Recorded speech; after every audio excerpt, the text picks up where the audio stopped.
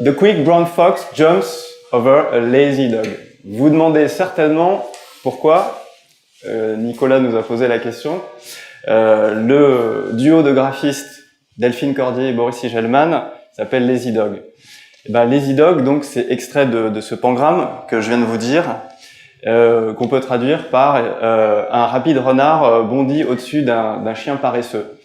Donc un pangramme, c'est une phrase très courte qui utilise toutes les lettres de l'alphabet, de A à Z, et c'est utilisé par les typographes pour tester leur caractère. Donc c'était un clin d'œil à la typographie, et c'était surtout une forme d'ironie par rapport à notre pratique de graphiste, qui est d'essayer de résister à la pression créative, à la pression du projet et la tyrannie des plannings.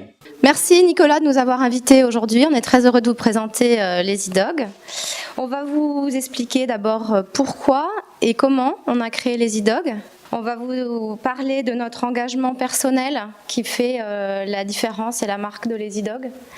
On va vous plonger dans l'univers d'une commande et vous expliquer les étapes décisives d'un projet. Pourquoi et comment on a créé Lazy Dog ? Comment on travaille aujourd'hui, c'est surtout une question de communication.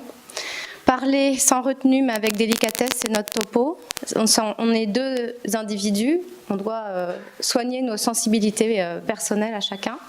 On a donc des parcours personnels différents. Enfant, moi, j'avais beaucoup de plaisir à créer des vêtements. Je voulais être styliste. Et ce qui me plaisait, c'était créer des identités, des nouveaux visages.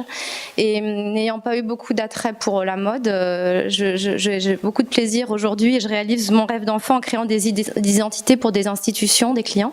Travailler sous la commande, dans la créativité, moi, c'est mon moteur de création. C'est ce qui me motive, la tension créative, l'échange avec le client. Le domaine culturel aussi, c'est le domaine dans lequel j'ai choisi de me spécialiser en sortant des études. Et j'ai eu la chance de pouvoir trouver des clients dans ce domaine-là et l'intérêt personnel et sincère pour le domaine dans lequel on travaille est pour nous indispensable. Créer Lazy Dog, c'était aussi dépasser une ambition personnelle parce qu'après 8 ans de travail en indépendante, j'avais des aspirations qui étaient plutôt individuelles, mais maintenant je trouve ça plus enrichissant de travailler en équipe et de créer cette dynamique de groupe. Alors de mon côté, j'ai un parcours sensiblement différent. Donc moi, aussi longtemps que je me souvienne, je rêvais de dessiner des affiches.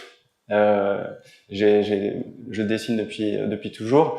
Et donc j'avais ce rêve de partager le plaisir que j'ai à dessiner et partager ma soif d'expérimentation avec le public. Et donc je me suis lancé dans des études d'art avec cette idée en tête que pour pouvoir communiquer dans une culture, il faut d'abord apprendre les codes et puis il faut se doter d'outils d'expression de graphistes. C'est un point très important, c'est on est issu de la même école d'art appliqué à Paris, et ça nous donne des repères et une culture commune. Un même langage. Qui nous facilite les échanges au quotidien. Ensuite, on a validé une première expérience de travail. On s'est lancé le défi de participer à une exposition dans le cadre du Festival de l'affiche de Chaumont, en Haute-Marne. Et on a choisi comme thème le processus créatif. On s'est un petit peu mis à nu. On a valorisé notre processus individuel. On s'est expliqué comme ça. On a pu commencer à rentrer dans le processus de l'un et de l'autre. Et donc, on a proposé une installation qui a un parcours dans notre processus créatif. Et donc, cette expérience, c'était un petit peu le ciment de notre future collaboration au sein de l'atelier Les iDogs. Donc pour moi, créer Les iDogs, c'était passer de la pratique d'indépendant à la pratique d'atelier, avec au quotidien des échanges concrets, pratiques sur les idées, les dessins. C'était nous permettre d'associer des qualités très différentes et qui sont aussi très complémentaires. C'était aussi donner plus d'ampleur à notre activité à chacun. Parce qu'à deux, on pouvait donc faire beaucoup plus de projets. Et plus de projets, ça veut dire pouvoir répartir des aspirations créatives sur différents clients et du coup aller peut-être améliorer la relation au client aussi en allégeant la pression sur des projets quand il y en a peu. C'était aussi pouvoir faire des projets plus gros, parce qu'il y a des projets comme l'exposition Germaine Chaumel, dont on a fait la scénographie et la communication, qui nous demandaient beaucoup de travail dans un temps très court. Et donc là, il faut une équipe pour répondre à ce genre de projet. Donc créer les iDogs, c'était pouvoir donner plus d'ampleur à notre travail. Alors qui fait quoi au sein de les iDogs? C'est une question qu'on nous a souvent posée. Qui colorie, qui dessine? En fait, on parle beaucoup. Quand on commence un projet, il y a beaucoup de paroles. On échange, on laisse complètement aller les mots, les idées, avec beaucoup de tolérance et de bienveillance l'un envers l'autre, parce que c'est un moment sensible où il faut se sentir à l'aise et pas juger sur les délires dans lesquels on peut partir dans des brainstorming, quoi. Et ça nous permet d'aller loin, en fait, d'avoir quelqu'un en face qui est capable de saisir au hasard une bonne idée dans une blague. Ça permet de pousser le projet, de lui amener éventuellement un second degré et un décalage, et en tout cas amener une ambiance de détente nécessaire à l'atelier pour nous. Et donc ça se passe dans le cadre de notre dada, qui est le dessin. Et on pourrait comparer cette pratique d'échange un petit peu à un cadavre exquis, où une idée un petit peu qui peut partir d'une blague, effectivement, va rebondir. On ne sait plus à la fin qui a lancé l'idée, qui a commencé à dessiner, puisqu'on se passe les feuilles. Et voilà, à la fin, c'est vraiment une œuvre collective qui sort de là. C'est l'idée qui était présente dans le titre que vous avez pu voir, j'écoute ce que tu dessines. Il faut aussi, donc vous l'avez peut-être perçu, savoir qu'on est assez toqué de typo à l'atelier. Donc on a réuni une typothèque qui est pour nous un super outil de travail. Le choix des caractères est assez important et leur utilisation aussi. Nous, on est dans une posture, on essaye de trouver du décalage dans nos projets, et donc la typo est un des ingrédients de notre cuisine graphique, et donc très important. On réalise une veille typographique, on suit l'actualité de tout ce qui se passe, les blogs, les spécimens et la création dans ce domaine. On a initié une collaboration, par exemple, avec dans le cadre de la commande de l'Orchestre national du Capitole de Toulouse.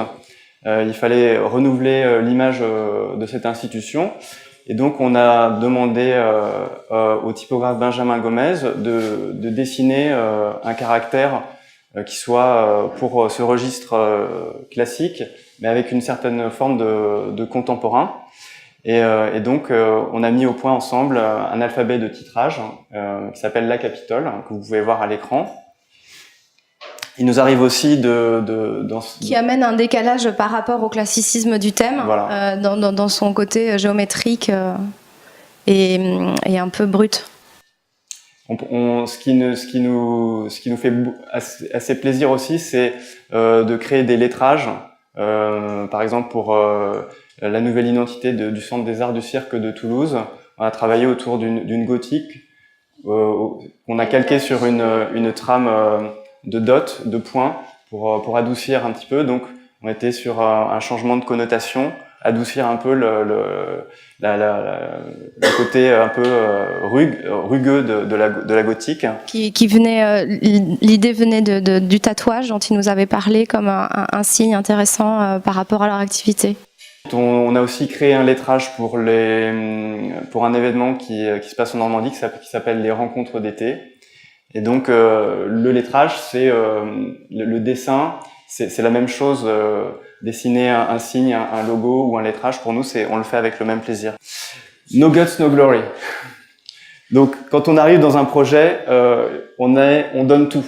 Pour nous, ce qui nous tient à cœur, au cœur de la recherche créative, c'est la prise de risque. La prise de risque et l'engagement total et personnel de l'atelier dans le projet.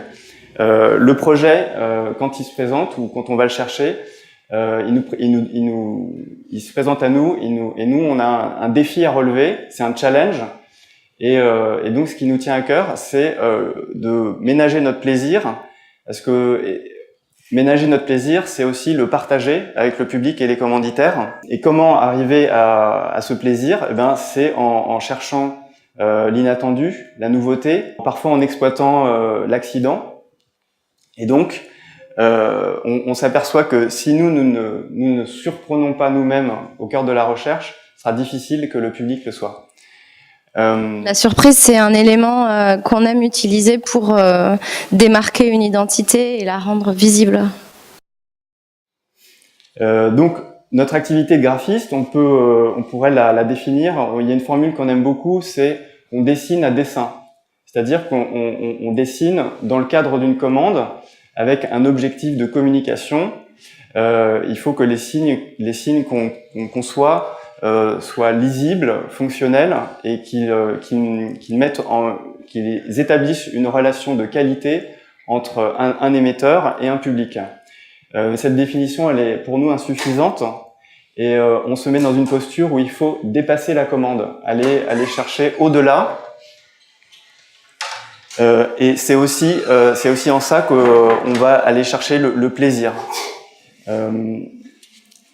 Il y a des éléments en place dans un projet qui vont essayer de limiter cette recherche de plaisir.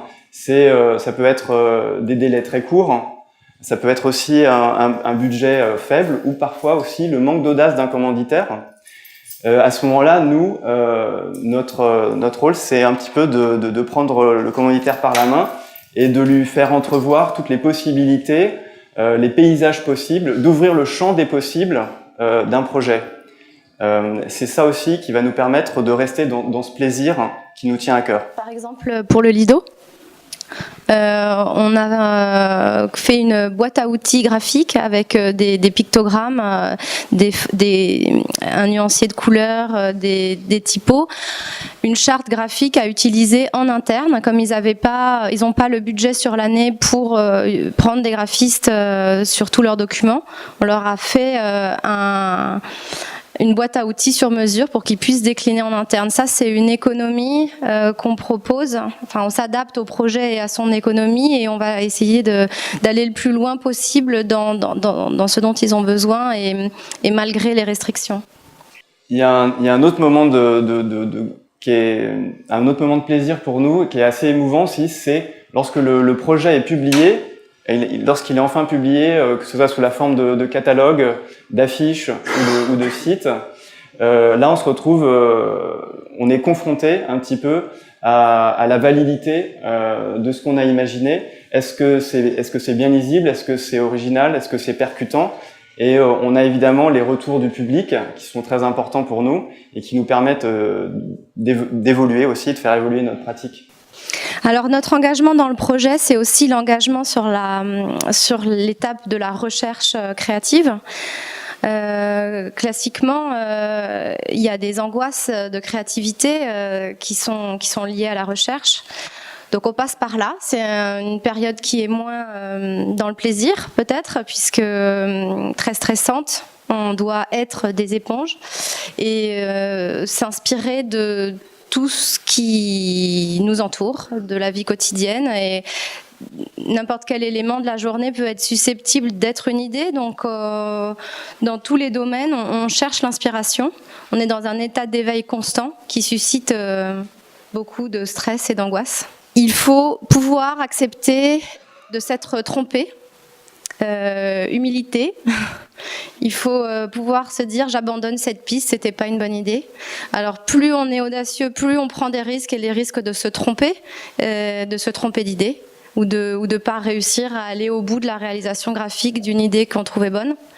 Et pour ça, être à deux, c'est enrichissant parce qu'on peut diminuer ces doutes qui nous envahissent et à un moment se dire oui, j'arrête ou je continue. C'est-à-dire qu'à deux, on va faire Ce qui est intéressant dans le travail à deux, c'est qu'on fait des erreurs plus vite. Et on peut ramener l'autre quand il sort de la piste ou de la route, on peut le ramener dans une meilleure direction peut-être. On va vous parler de l'odyssée d'un projet. Comment se déroule un projet pour nous. Concrètement, ça commence avec un brief. Un brief, c'est une rencontre avec une institution, une rencontre avec des personnes. On écoute beaucoup. On écoute tout ce qui transparaît de la réunion. Donc, à la fois, évidemment, toutes les informations techniques précises, complètes de l'activité, de la structure. Donc, aussi également son histoire, l'avenir qu'il projette, mais aussi la personnalité des gens qui sont en face de nous, parce que leur parcours peut être décisif, intéressant, leurs précédents professionnels ou géographiques peuvent leur avoir donné une culture graphique qui est importante pour nous, puisque ça va influencer les propositions qu'on peut faire, l'audace qu'on peut mettre ou la dose plus ou moins élevée de pédagogie dont on va devoir faire preuve dans le rendu. C'est un aspect psychologique très important, de savoir parler au client, de savoir l'écouter d'abord et de savoir lui expliquer ensuite. Donc on arrive au brief qui est effectivement, comme l'a dit Delphine, un moment clé du projet, puisqu'il lui donne toute l'impulsion et va nous donner la stimulation pour la suite de la recherche. Et donc on arrive à ce moment et il faut savoir qu'il faut poser les bonnes questions. Les bonnes questions, c'est-à-dire qu'on s'est rendu compte assez souvent que le commanditaire, il a souvent du mal à cerner, ou en tout cas à formuler sa demande. Donc nous, à cette étape du projet, par l'écoute, par le dialogue, on va amener à mieux cerner la demande pour mieux expliciter le message. Ça peut être expliquer les origines, parce que partir des origines, ça peut être une solution, une des solutions. Ouais, c'est ça. En fait, être original, ce qui nous plaît aussi dans la définition de l'originalité, c'est tout simplement au départ, partir de l'origine des choses. Ça peut être du nom d'un lieu ou d'une institution ou de son histoire. Donc, être original, c'est d'abord pour nous partir de l'origine des choses. Ensuite, je vous disais poser les bonnes questions. Ce qui est très important d'arriver à cerner lors du brief, c'est de savoir quelle émotion veut faire passer le client, dans quel registre, dans quelle connotation il souhaite inscrire son projet. Donc ça, à ce moment, à cette étape clé du projet, c'est quelque chose qu'il faut absolument faire ressortir. Et je dirais, le brief, c'est un petit peu comme un citron qu'on doit presser pour en tirer tout le jus. Même si le client n'a pas forcément la réponse à ces questions, à quelles sont les émotions, quelle est la connotation que vous voulez faire ressortir, c'est important pour nous de les poser, parce qu'on va donner des réponses à ces questions. Et si eux ne savaient pas au départ quelle était la réponse, ils vont devoir être confrontés en tout cas à des réponses. Se plonger dans l'univers d'une commande, c'est aussi, après le brief, pour nous, un voyage d'investigation dans le contenu du domaine concerné, de ce client. Donc, on se lance avec un intérêt sincère dans la compréhension précise du domaine. Alors, ça peut passer par des expériences vivantes ou par de la lecture. Ça peut être aller écouter un concert, visiter une région, goûter les spécialités, manipuler des livres avec des gants en latex dans les sous-sols des archives municipales, aller visiter les coulisses d'un théâtre, c'est passionnant. C'est un moment de gourmandise pour nous, de plaisir, on nourrit notre curiosité et c'est un moment plutôt détendu puisqu'on n'a pas encore commencé la pression de la recherche. Donc, mission accomplie, on a validé ensemble, Delphine et moi, le principe graphique. On a ensuite validé la validité de ce principe avec le commanditaire et on entre dans une deuxième phase du projet qui est de le faire fleurir, c'est-à-dire l'incarner dans des objets, le projeter les principes et les idées sur des formes. Et donc, on entre là dans la conception d'objets. Et donc, on va à cette étape-là, on va commencer à collaborer avec un ensemble de corps de métier qui sont des imprimeurs textiles, des façonniers. Parfois des chefs de fabrication. Des chefs de fabrication, des sérigraphes ou des webmasters. Donc là, ce qui nous intéresse et ce à quoi on reste très vigilant, c'est suivre le projet de A jusqu'à Z. C'est-à-dire que dans cette collaboration, on passe le bébé, mais sous contrôle. Et cette collaboration, elle nous permet aussi d'expérimenter à nouveau les créations qu'on a imaginées par un choix de papier, par un choix d'encre ou de façonnage. On reste un petit peu on va tester un petit peu, expérimenter à nouveau et c'est une nouvelle source de plaisir pour nous. On peut jamais prévoir précisément le rendu, donc à chaque fois, chaque projet est une nouvelle expérience. On va vous montrer une collaboration à l'écran, une collaboration qui nous tient à cœur, puisque on a refondé l'identité visuelle des théâtres Sorano et Jules Julien de Toulouse en complicité avec la directrice Ghislaine Goubi. Et voici donc quelques images de ce projet qui a commencé il y a 2 saisons et avec lequel on entame une 3e saison. Tout a commencé avec King Kong.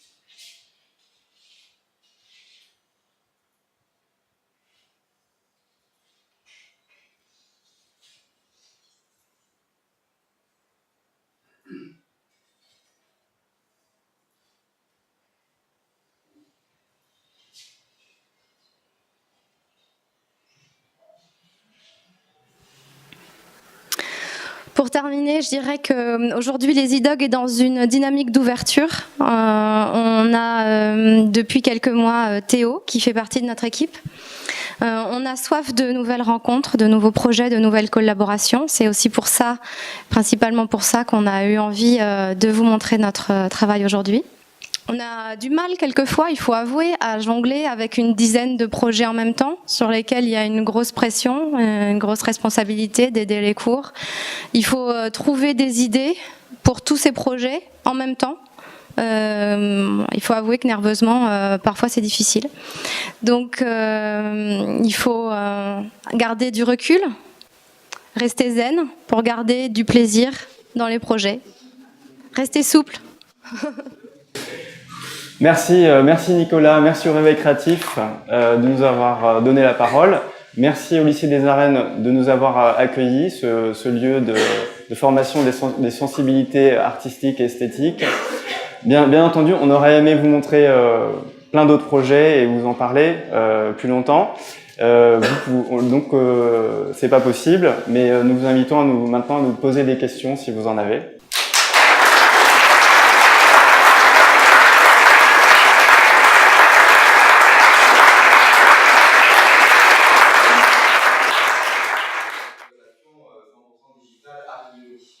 Tout ça. Voilà. C'est pour lancer la star, c'est comme merci. Donc en fait, nous, on a, je dirais, peut-être 80% de nos commandes qui sont dans le domaine culturel. Il faut le vouloir, au départ, il faut le vouloir, et c'est une question aussi d'affinité avec le sujet. Et une fois que vous avez commencé à travailler, parce que vous parliez d'institutionnel, mais nous on dirait plutôt dans le domaine culturel. Une fois qu'on a commencé à travailler dans ce domaine-là, eh ben votre travail est identifié en tant que tel, et je dirais que ça fait un petit peu boule de neige, un projet culturel en appelant un autre. Ensuite, vous posez la question de la collaboration, du rapport de collaboration avec les personnes qui vont incarner le projet comme un webmaster. Maintenant, là, on reste hyper dans le dialogue et le potentiel créatif du webmaster, on l'occulte pas du tout. Il peut nous apporter plein de choses, plein de nouvelles choses, en imaginant de détourner ou de tordre les contraintes. C'est ça qui nous intéresse, c'est de nous approprier les contraintes avec ce corps de métier. En ce qui concerne un projet digital qu'on est en train de faire pour le chorégraphe Pierre Régal, on fait son site. Là, le travail avec le webmaster, il est à la base. C'est vraiment un travail de collaboration. Il vient pas après la conception graphique, il vient en parallèle. Et pour répondre à votre question sur les projets institutionnels, c'était intéressant d'en parler principalement ici parce que c'est une identité qui est suivie, qui rebondit sur toute une saison. Du coup, il y a un travail de déclinaison qui est énorme. Et du coup, ça nous paraissait plus intéressant de vous montrer ce genre de projet, d'en parler que après effectivement on a d'autres projets où c'est définir une identité ponctuellement pour des structures moins grosses, mais à notre sens c'est intéressant d'avoir un projet d'ampleur parce que on est aussi face à des professionnels de la com et ça c'est quelque chose qu'on apprécie parce que ils savent ce que c'est un brief. Pas toujours. Souvent. Enfin, mais souvent. Là, ils essayent de savoir. Juste, je termine. Et ce qui est intéressant aussi dans une commande institutionnelle, c'est que c'est un projet, peut-être que tu l'as déjà dit, mais qui va se déployer dans le temps. Et c'est une image qui se déploie dans le temps et dans l'espace. Et donc, c'est une problématique très intéressante qui nécessite de renouveler la créativité. Eh bien, on vient de réaliser un faire-part de naissance qui est sur un papier rouge avec une découpe au laser et on l'a fait avec autant de soin que le logo du Sorano. Il n'y a pas on pratique pas de discrimination, non.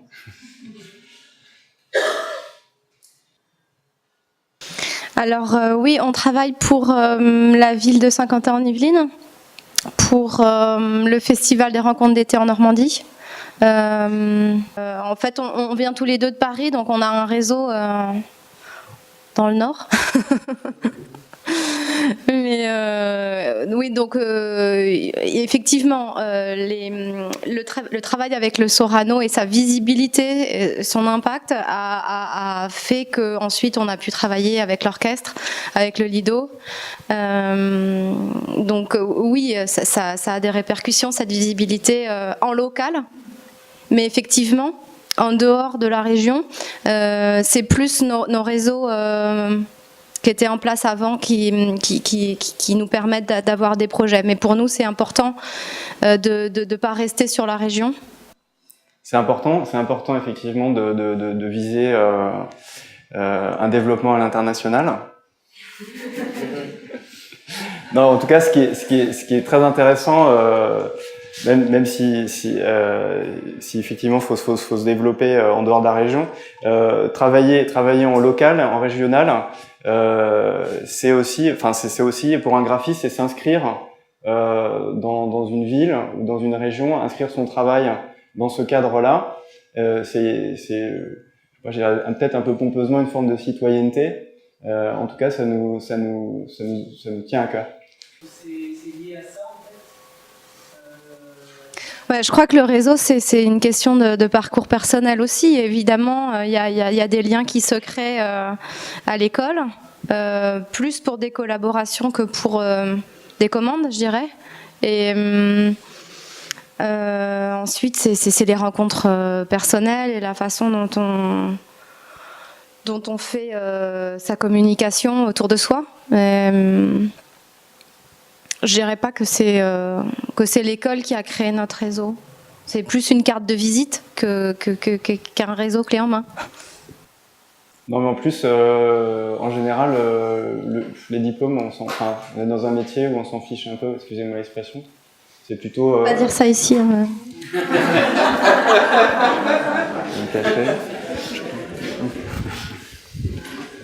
Non, c'est très important, je l'ai dit, la formation est très importante parce que ça vous donne des clés, ça vous donne des clés pour décoder la culture dans laquelle vous travaillez, ça vous apprend les règles que vous pourrez briser après avec plus ou moins d'élégance.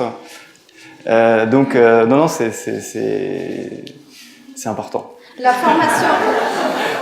La formation est importante, mais c'est vrai que honnêtement, le diplôme, personne nous le demande. Hein. C'est pas ça, mais savoir quelle école on a fait, oui, c'est important pour certains clients qui s'y intéressent, mais ça va plus être pour des agences pour postuler dans le même corps de métier. On regarde plus ce qui fait référence, c'est plus notre travail, en fait. Je ne nous perçois pas du tout comme une marque visuelle aussi forte, par exemple, que Ronald Curchod. On s'attache à faire des identités uniques pour chaque client, et même s'il y a une patte graphique forte qui est liée à nos préférences, on se sent pas. Enfin, quand on voit l'orchestre et quand on voit le Sorano, il me semble que quand même il y a. On n'est pas forcé de voir que c'est la même personne qui l'a fait, quoi. C'est quand même assez différent. Et après, s'il y a des similitudes peut-être plus entre le Lido, par exemple, et le Sorano, c'est parce qu'aussi on est dans des domaines qui sont assez similaires, avec une énorme liberté créative, une grosse recherche conceptuelle. Donc je pense que c'est plus après parce qu'il y a des clients qui sont dans le même domaine. Donc on s'inscrit pas dans une patte systématique, en tout cas pas volontairement. Et on espère que vous allez nous subir encore un petit moment.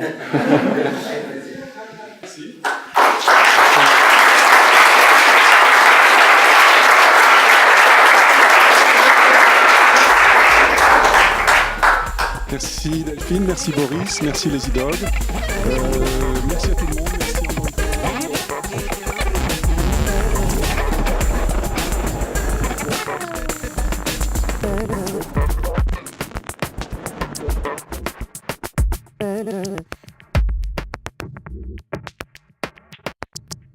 fois.